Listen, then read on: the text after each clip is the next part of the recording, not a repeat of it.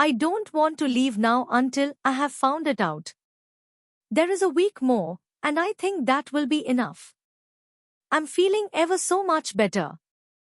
I don't sleep much at night, for it is so interesting to watch developments, but I sleep a good deal in the daytime. In the daytime it is tiresome and perplexing.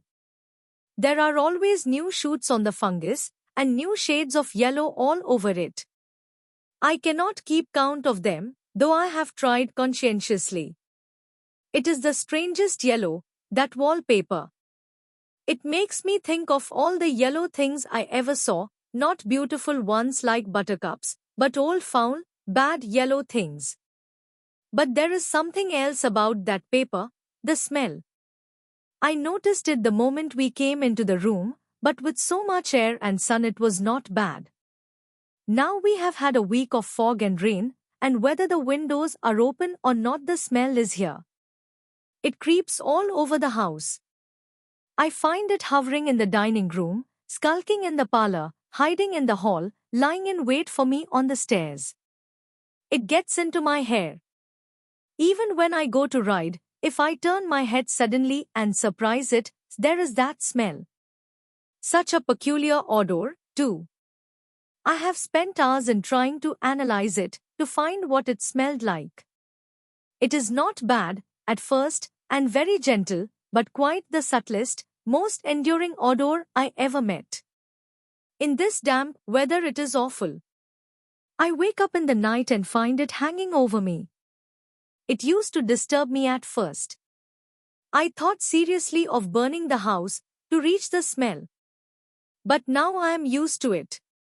The only thing I can think of that it is like is the color of the paper, a yellow smell. There is a very funny mark on this wall, low down, near the mopboard. A streak that runs around the room.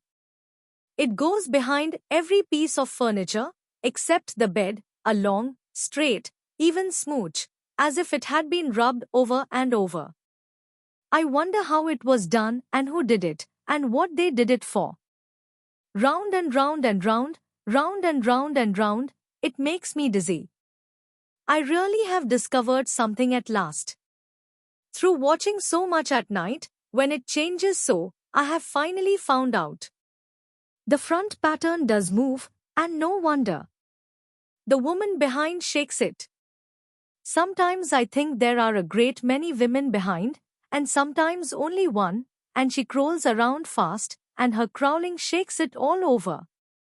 Then in the very bright spots she keeps still, and in the very shady spots she just takes hold of the bars and shakes them hard.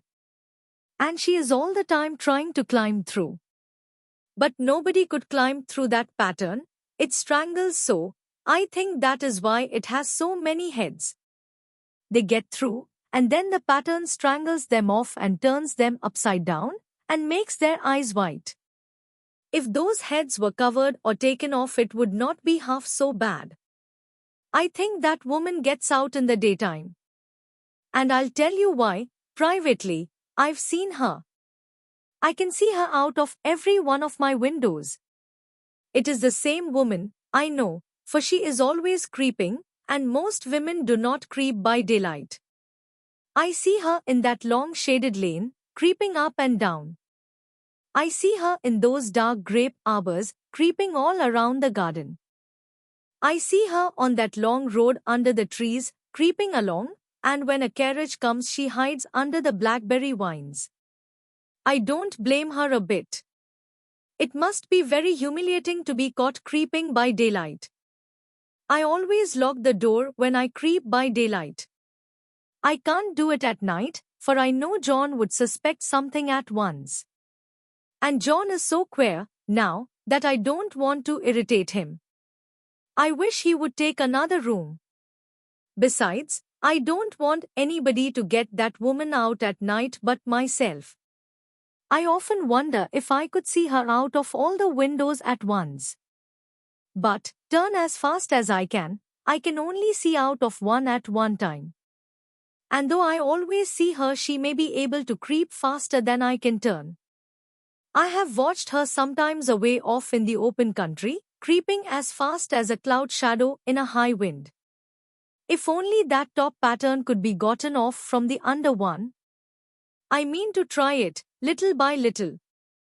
I have found out another funny thing, but I shan't tell it this time. It does not do to trust people too much. There are only 2 more days to get this paper off, and I believe John is beginning to notice. I don't like the look in his eyes. And I heard him ask Jenny a lot of professional questions about me. She had a very good report to give. She said I slept a good deal in the daytime. John knows I don't sleep very well at night, for all I'm so quiet. He asked me all sorts of questions, too, and pretended to be very loving and kind. As if I couldn't see through him. Still, I don't wonder he acts so, sleeping under this paper for 3 months. It only interests me, but I feel sure John and Jenny are secretly affected by it. Hurrah! This is the last day, but it is enough. John is to stay in town overnight and won't be out until this evening. Jenny wanted to sleep with me, the sly thing. But I told her I should undoubtedly rest better for a night all alone. That was clever, for really I wasn't alone a bit. As soon as it was moonlight, and that poor thing began to crawl and shake the pattern, I got up and ran to help her. I pulled and she shook, I shook and she pulled, and before morning we had peeled off yards of that paper. A strip about as high as my head and half around the room. And then when the sun came and that awful pattern began to laugh at me, I declared I would finish it today. We go away tomorrow, and they are moving all my furniture down again to leave things as they were before.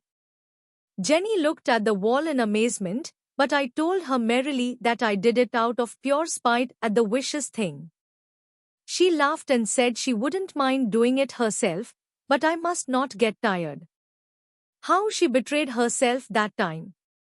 But I am here, and no person touches this paper but me, not alive. She tried to get me out of the room, it was too patent. But I said it was so quiet and empty and clean now that I believed I would lie down again and sleep all I could, and not to wake me even for dinner, I would call when I woke. So now she is gone, and the servants are gone, and the things are gone, and there is nothing left but that great bedstead nailed down, with the canvas mattress we found on it. We shall sleep downstairs tonight, and take the boat home tomorrow. I quite enjoy the room, now it is bare again. How those children did tear about here. This bedstead is fairly gnawed. But I must get to work. I have locked the door and thrown the key down into the front path. I don't want to go out, and I don't want to have anybody come in till John comes. I want to astonish him. I've got a rope up here that even Jenny did not find. If that woman does get out and tries to get away, I can tie her. But I forgot I could not reach far without anything to stand on. This bed will not move. I tried to lift and push it until I was lame, and then I got so angry I bit off a little piece at one corner, but it hurt my teeth. Then I peeled off all the paper I could reach standing on the floor. It sticks horribly and the pattern just enjoys it. All those strangled heads and bulbous eyes and waddling fungus growths just shriek with derision. I am getting angry enough to do something desperate.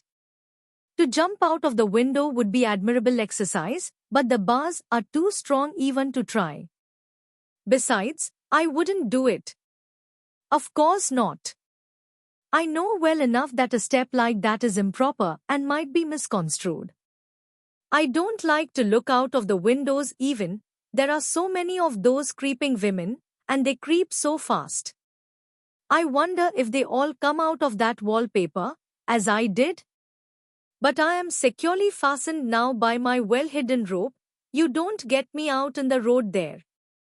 I suppose I shall have to get back behind the pattern when it comes night, and that is hard.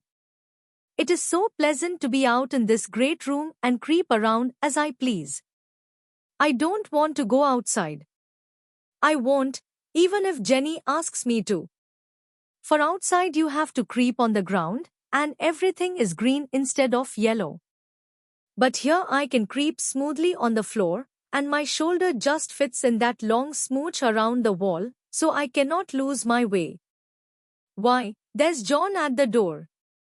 It is no use, young man, you can't open it. How he does call and pound. Now he's crying for an axe. It would be a shame to break down that beautiful door. John, dear, said I in the gentlest voice, the key is down by the front steps, under a plantain leaf. That silenced him for a few moments. Then he said, very quietly indeed, open the door, my darling. I can't, said I, the key is down by the front door, under a plantain leaf. And then I said it again, several times, very gently and slowly, and said it so often that he had to go and see, and he got it, of course, and came in. He stopped short by the door. What is the matter? He cried. For God's sake, what are you doing? I kept on creeping just the same, but I looked at him over my shoulder. I've got out at last, said I, in spite of you and Jane. And I've pulled off most of the paper, so you can't put me back. Now why should that man have fainted? But he did, and right across my path by the wall, so that I had to creep over him every time. The end. If you like this video, please like and subscribe.